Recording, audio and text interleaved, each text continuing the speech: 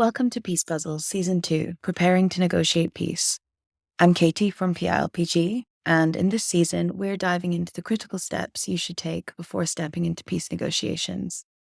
In today's episode, we'll hear from Nicole Carl, Counsel at PILPG, and Founder and President Dr. Paul R. Williams, and they'll be focusing on designing a negotiation plan, exploring the elements relevant for delegations to consider when designing a plan and strategy for negotiations. Now, remember, throughout this season, you'll hear from me and my colleagues as we guide you through different aspects of negotiation preparation. Let's get started. Welcome, Paul. Thanks, Nicole. It's great to be here. Now, one of the most important aspects of a successful negotiation is, of course, preparation. A first step for a delegation preparing for negotiations is the development of an effective negotiation plan and strategy informed by an internal evaluation of the group's goals. What does a well-designed plan look like? So, Nicole, you're 100% on target here. In order to be successful and in order to maintain cohesion throughout a negotiation, a delegation has to have a plan. Where does it want to go? And a strategy. How does it get there? In order to develop a plan, the delegation needs to understand what are its goals, what are its positions, and what are its interests. Why does it have this position? And how will this position help accomplish the goal? Ending the conflict, protecting human rights, achieving internal self-determination, external self-determination. And then the positions are what do you put on the table? And the interests are why do you want external, internal self-determination? Why do you want an end to the conflict? It's easy to say that, but immediately you sit down with the delegation as their lawyers or their negotiation advisors, and you say, let's draft a plan. And that's when it becomes exceptionally difficult because people can tell you what they want, but essentially trying to figure out, okay, let's put words on paper so that we have a reference point throughout the entirety of the negotiation. That then becomes very difficult because you have to address the question of flexibility. Is this plan flexible? Is this written in stone? And once you write something down, even if it's on paper, ink and paper, it still feels a little bit like it's been written in stone. And in addition, then you'll also want to be thinking about what's your plan or what are your proposals for things such as the timing of the negotiations, the sequencing of the negotiations, the setting, the way in which the mediation might be structured. So your plan, but then also a plan for how the negotiations might be carried out. Picking up on the point you mentioned about flexibility, no matter how much preparation a team does, it's true that negotiations are often dynamic in nature and groups can expect plenty of curveballs thrown their way. Can you talk more now about preparing to stay flexible and how parties should plan in advance for sudden changes? Their plan should include a plan for sudden changes. And so oftentimes the parties will fly into a venue a day or two before negotiations start and then have a couple of meetings and develop a plan. That's never sufficient. It takes weeks, if not months, for a delegation to plan for the negotiations. And exactly what you had said, Nicole, you need to have your plan for what's your strategy, but also you need to have a plan for the fact that the very first day, your plan is going to go off the rails. I was representing one party to a delegation and it had 3 positions, which were underscored by 3 core interests. And these were their red lines. In the morning, they presented them to the mediator and the mediator said, we can all go home now. This isn't going to work. You need to come back with more nuanced positions that can meet your interest. And they didn't have a plan because they were very confident in their 3 positions. And they lost about 3 or 4 days of negotiation momentum because they had to reformulate literally a plan B. In order to be prepared for the curveballs, have your plan A, have your plan B, have your plan C, and be committed to modifying that plan. And the only way you can genuinely be committed to modifying that plan is you've actually had a deep conversation about your interests. What are you trying to accomplish at these negotiations? Not just what do you want out of these negotiations? Excellent. Now let's go back and break down the other preparatory elements that you mentioned, starting with having a clear understanding of the delegation's goals. Why is this an important first step for parties to take? Nicole, everything comes from the goals. And surprisingly, it's oftentimes very difficult for parties to articulate their goals. They can articulate their positions. We want independence. We want regime change. We want devolution of, we want more access to resources, devolution of economic power. But what is your goal? Is your goal ultimate independence, external self-determination, or is your goal a democratic transformation of the country? Or is your goal of the current regime structure is just fine? You just want power sharing. You want to have your fair share of whatever power sharing arrangement or governing structure exists. Those goals are much more intangible and more difficult to see and perceive than actual positions. But then it's also difficult at the other end, the interest. Why do you have these positions? Why do you have these goals? What's your interest at play here that you're trying to protect? Every party we sit down with says, these are our positions. Here's our position paper. Working with them for a couple of days to identify their goals. Where do these positions take them at the end of the day, at the end of the year, at the end of the decade? That's much more difficult. But once you've identified your goals, that will give you more flexibility with your positions. Now, you shouldn't go in on day one and compromise 6 minutes after you get there. You have to have positions. In 30 years of doing this, we've never worked with a party who got 100% of their positions. There always has to be a little bit of give and take here or there. And so knowing where you're headed allows you to identify different avenues, different positions to get there. So we're identifying our goals and interests, and next, parties have to define what success would look like for them. Can you talk more about what you mean by this? Yeah, it's important, Nicole, to know when to declare victory, when you've won. Success is never a complete shutout of the other side. Now, that's what every party wants. Every party wants, because these are conflicts. These are armed conflicts. They're not negotiations over oranges or things along those lines. They're negotiations seeking to end a hot conflict. Basically, every party wants the other side to lose. And if not lose, they want them to lose and cry. And they want to win everything. That's not really going to happen.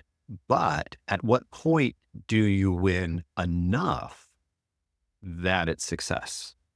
So I was a client in a negotiation, and on the very first day, they laid out 14 of their goals. And I wrote down these 14 goals, and they said, you're the lawyer, your objective, every day we're going to meet, you're going to tell us how we're doing on the goals. By the end of the negotiations, they had achieved 6 of their goals, but they were willing to declare victory and success because one of those goals was a heavily armed peacekeeping force that would enforce the other 5 things that they had accomplished, the other 5 goals that they had accomplished. And then that would ideally set up a path to accomplishing the other 8 that hadn't been succeeded at or had not been accomplished in the negotiation. Knowing what your goals are and knowing how they're weighted helps when, because these negotiations end. Somebody says they're over, you have to sign or not sign. And then you need to be able to calculate whether or not you have success. And defining success in advance through some combination of achieved goals gives you the clarity when it comes time to sign or not to sign an agreement, to move to your best alternative to a negotiated agreement. Now, along those same lines, negotiations are all about give and take and getting to that signing. How do exactly delegations decide which points they might concede on and which they cannot? What might be their red lines? Nicole, this is really difficult task. It sounds simple. You and I can sit here and say, oh yeah, lay out your goals and then your positions and which ones are red lines, which ones are non-negotiable and which ones are negotiable. Every single position that every single person sits in that room and puts on a piece of paper is non-negotiable, is a red line from their perspective. Otherwise, they wouldn't put it on the table. Or we've seen parties say, okay, these are our red lines. Let's make up some things that we want and we can ask for that we don't really want and don't really care about, and then we can give those away and preserve our red lines. It takes about 30 seconds for the mediator, for the other party to realize that these demands and these positions are just made up, are just red herrings, are fictitious, aren't real. So that's not a very clever, it's not a very clever strategy to create positions to then protect your red lines. What you really have to do is have a negotiation within a negotiation. So the delegation gets together, everybody puts their positions on the table. Ideally, they can weight them on a scale of 1 to 10. Look, we have 3 positions. This one is from our constituency within the delegation. This one's a 10, this one's a 5, and this one's a 4. So we really want 10, and then we'd like to get one of the 5 or the 4. We want all 3 on the table because we don't know how the mix is really going to play out, but a sense of the weighting. But if you think about it, if you're talking about human rights, if you're talking about democracy, if you're talking about self-government, if you're talking about prosecuting atrocity crimes, which one of those do you rate as a 4 or a 5? You got to rate them all 10. But so it is difficult. It's easy for us to say it, but it's actually difficult to say, okay, if we're not going to get anything in advance, can we have a sense of where we're willing to do a little bit of give and take? That also, when you signal that to the mediator, it helps the mediator maybe find a way of protecting human rights by mixing this with that, with something else, and then getting to your ultimate objective of protecting human rights, but not through the mechanism that you necessarily proposed, maybe through a hybrid mechanism or an international mechanism.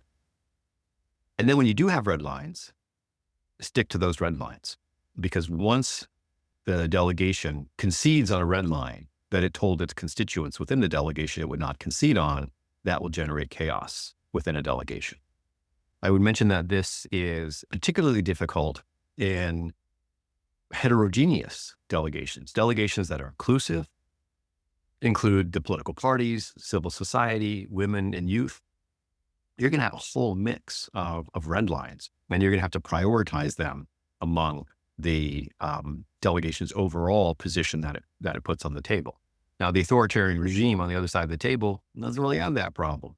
They can come up with their 4 red lines, and that's all they have to worry about. But if you're a multi-ethnic, if you're inclusive, if you're a civilian delegation, it's much more difficult. And it's important, I know this isn't your question, but I'll say this, it's important for the mediators to accommodate that. I've been in way too many negotiations where the mediator will sit there and look at one authoritarian and another authoritarian and look at the civilian, eclectic, multi-ethnic group and say, come on, look, these two have their act together. Why don't you have your act together? How can you be disorganized and chaotic? They killed all their opposition. That's why they can sit here and have a single viewpoint. We're actually trying to be democratic and inclusive. But it's something the mediators need to work on, being more accommodating of that. It's very important. And now moving into or getting into some other components of preparation and strategy, how should parties prepare to interact with others across the table or perhaps third-party actors who may be involved? They need a plan for that as well. Just as they need a plan for their goals, their strategy, their positions, their interests, they need a plan for what is their ethos of interaction with the mediators. And we can talk about this more later. Is it collaborative? Is it confrontational? Is it a hard line? Is it conciliatory? And then it's the same thing. They need a vibe. They need a ethos of interacting with the opposing party. You need a style for negotiation. You also need to know the mediator. Mediators are individuals. They have personal biases. They have professional biases. They come from institutions that have their own interests and their own goals.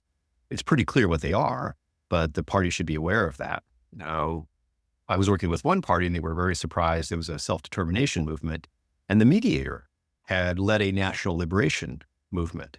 And so they assumed that the mediator would be sympathetic to them because they were a self-determination movement. But the mediator was actually quite hostile to them and more in favor of the government, which itself had been a former national liberation movement. So the mediator was thinking of preservation of the state, just getting rid of the colonial power and replacing it with domestic democratic governance, not breaking up a state. And the state from which this mediator hailed from had self-determination movements that he was very antagonistic towards. Because he was very antagonistic towards our clients because they were self-determination movements fighting against a repressive regime, which just didn't happen to be colonial. So you need to know their personality so you're not surprised on day one of the negotiations. One way of getting to know the positions and the interests and the goals and strategies of the other side is to red team, basically putting yourself in the shoes, peace gaming, war gaming, doing a negotiation simulation where the members of your delegation play out a mock negotiation with your key actors playing the roles of the opposing party and realizing that it is complicated on all sides. There are no simple answers. There are no simple positions.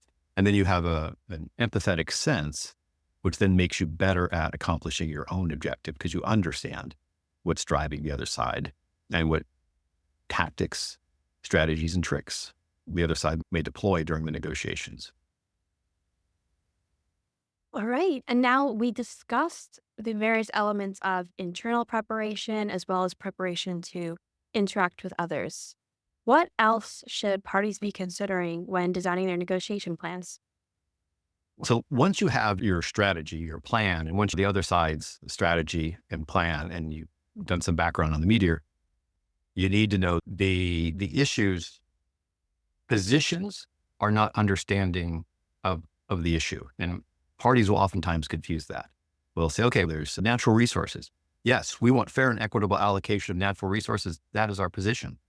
Okay, let's spend 2 days talking about internally within the delegation, how do you structure a fair and equitable allocation of the natural resources? That's the standard. It has to be fair and equitable. Now, who owns the resources? Who manages the resources? Who contracts with international entities to, if you're going to extract those resources, where is the money deposited and in which account is it deposited? What is the formula for allocation of the revenue? Do you account for indigenous populations as well as local populations, which may not be indigenous? Do you account for future generations? It's really complicated to accomplish a fair and equitable allocation. The other side, oftentimes, it's the government. What are you talking about fair and equitable? It's a national resource and the revenue goes to the national government. And you have to do all of this arguing just to get to a fair and equitable allocation of natural resources.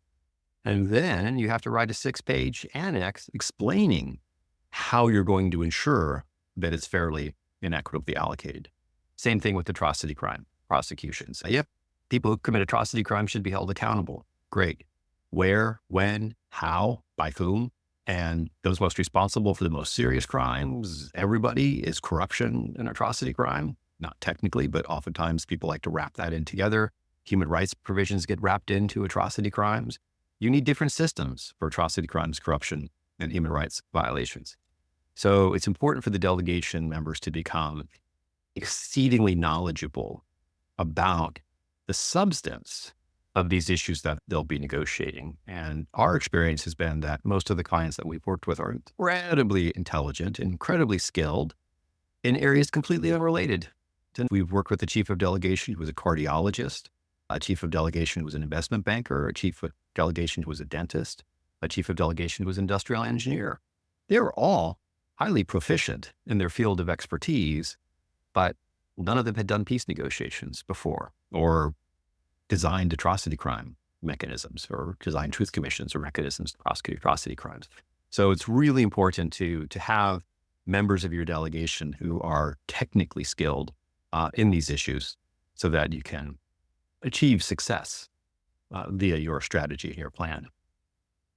Yeah. Can you say more about assembling your team and who you choose to join you in your delegation? Yeah, it's exceedingly difficult when you're representing a delegation that's seeking to be inclusive and to represent a broad-based constituency, which in theory, most delegations should be that way. In reality, many of them represent either authoritarian governments or non-state armed actors who are focused basically on getting their share of power. But if you're working with a civilian delegation or a delegation like the Bosnian delegation at the Dayton negotiations, which was highly eclectic, you need to make sure that you have all of the political interests represented, all the key political players, because you don't want someone to become a spoiler because they were excluded from the negotiations. You need to ensure that you have all of the relevant identities, be it religious, be it ethnic, be it geographical, be it gender. So you need to have that mix as well. And then you actually have to find folks who, some of those folks will have the substantive knowledge, as we just talked about, many of them won't. Then you need to find folks that have the substantive knowledge, but you can't bring them in a way that then unsettles the balance that you just accomplished with the political leadership and the political representatives. So oftentimes you'll have 2 tiers of delegation. You'll have the political delegation, plus you'll have an expert. But even there, geographic identity representation is important so that it isn't one particular constituency at the political level has all of the experts, or all of the experts are from that geographic or that geographic region, that ethnic identity. It's one reason why PILPG is so popular, why we find ourselves in over 36 negotiations, is because we don't fit any of the identities. We're external. And so we don't unsettle the balance of, look, all of our lawyers are from the North, or all of our lawyers are from this particular ethnic group. All of our lawyers are not from our country. So they don't really unsettle the balance. Now, you need to have domestic legal talent and technical talent as well, so that there could be interface. But that's one way in which the delegations we've worked with have brought in our capacity, but without unsettling their carefully choreographed representation of constituencies on their delegation. Fantastic. Now, as the last question, I always want to ask, is there anything else you want to add for parties to consider when designing their negotiation plans? Yeah, Nicole, we touched on this a little bit earlier, but I would just like to take the opportunity to reemphasize that is the parties need a style, and it can't simply be a reflection of your own personality. Because again, if you're an eclectic delegation, you're gonna have a lot of personalities, and you'll just have competing personalities at the negotiation table, which will make it difficult for the facilitator or the mediator to move the process forward. And the opposing party will realize, oh, if we say this, we can antagonize that person, which will then antagonize the other person on their delegation, and they'll go off and argue for 30 minutes while we sit here and smile and say, look, we're the ones who are serious about negotiations.